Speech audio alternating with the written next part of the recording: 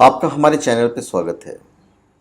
इस वीडियो में हम आपको बताने जा रहे हैं कि मनुष्य का जन्म किस लिए हुआ है। सोचने वाली बात है। तो भाई, पृथ्वी पापों का प्रायश्चित करने के लिए कुछ दिन विश्राम करने की जगह तो कम से कम नहीं है।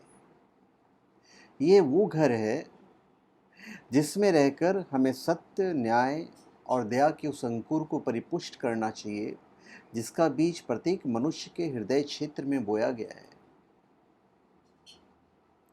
अगर कोई हमसे पूछता है कि भाई हमारा मनुष्य जन्म क्यों हुआ है, तो इसका उत्तर है कि हमने पूर्व जन्म में जो कर्म किए थे, उन कर्मों में जिन कर्मों का भोग हम मृत्यु के आ जाने के कारण नहीं कर सके थे, उन कर्मों का फल भोगने के लिए हमारा यह जन्म, जिसे पूर्व जन्म का पुनर्जन्म भी कहते हैं, हमारा जन्म होता है। यह सिद्धांत तर्क, युक्ति और शास्त्रों के प्रमाणों से सत्य सिद्ध होता है। योग दर्शन में ऋषि पतंजलि ने कहा है कि हमारे प्रारब्ध के कर्मों के अनुसार ही हमारे इस जन्म के जाति, आयु और भोग निर्धारित होते हैं।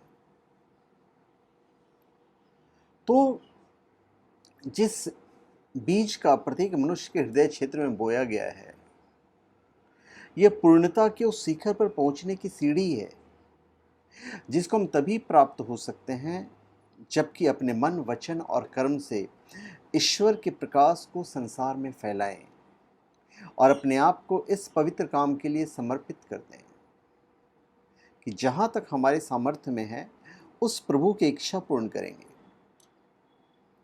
जिस समय हमारा न्याय होगा और हमको यह व्यवस्था दी जाएगी कि हम या तो आगे बढ़ें या तो फिर पीछे हटें, तो उस समय केवल यही देखा जाएगा कि हमने अपने भाइयों के साथ भलाई की है या बुराई, उनको अपने जीवन संग्राम में सहायता पहुंचाई है या हानि।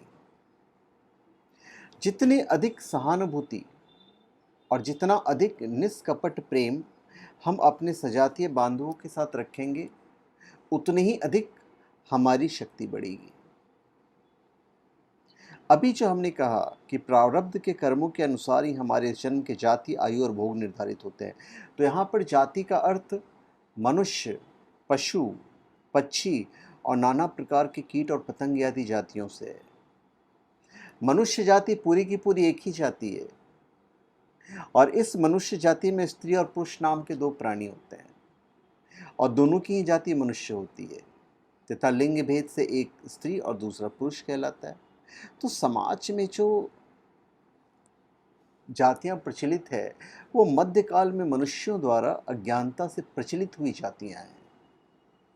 ईश्वर प्रदत्त ज्ञान वेद के अनुसार मनुष्य अपने गुण, कर्म और स्वभाव के भेद से चार वर्ण वाले होते हैं, जिनके भेद हैं ब्राह्मण, क्षत्रिय, वैश्य और शूद्र। तो खैर, वही एक अलग टॉपिक पे हम चले जाते हैं।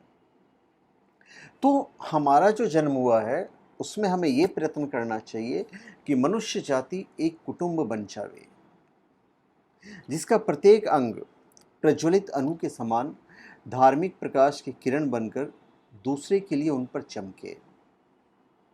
जिस प्रकार जातिगत पूर्णता पीढ़ी दर पीढ़ी अर्थात युग युगांतर में उन्नति करती जाती है, उसी प्रकार व्यक्तिगत पूर्णता भी जन्म जन्मांतर में उन्नति कर रही है और करेगी।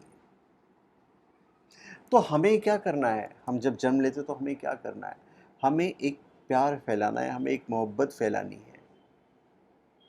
अधिक फैला हुआ मेल जोल उत्पन्न करके अपने आप को तथा दूसरों को धार्मिक उच्च भावों को सीमा तक पहुंचाना ही हमारे जीवन का उद्देश्य होता है और बिना इसको पूरा किए हम कभी विश्राम नहीं लेंगे।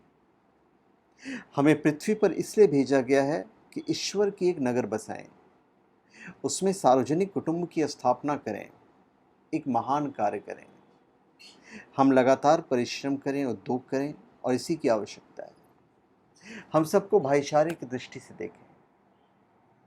तो इस मकसद से हमारा जन्म हुआ है ताकि हम बस भलाई ही करते जाएं, हर जगह भगवान के नाम को रोशन करें, हर जगह हम भगवान के बारे में बातें करें, स्पिरिचुअल बनाएं, किसी की बुराई नहीं करें, प्रेम करें, किसी से द्वेष नहीं करें कोई अहंकार की मात्रा नहीं आने पाए।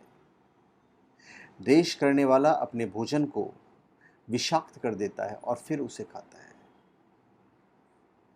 तो धन्यवाद, आप सबका हमारे चैनल पे स्वागत है। आप हमारे चैनल पे सब्सक्राइब करें और अपने कमेंट दीजिए। धन्यवाद।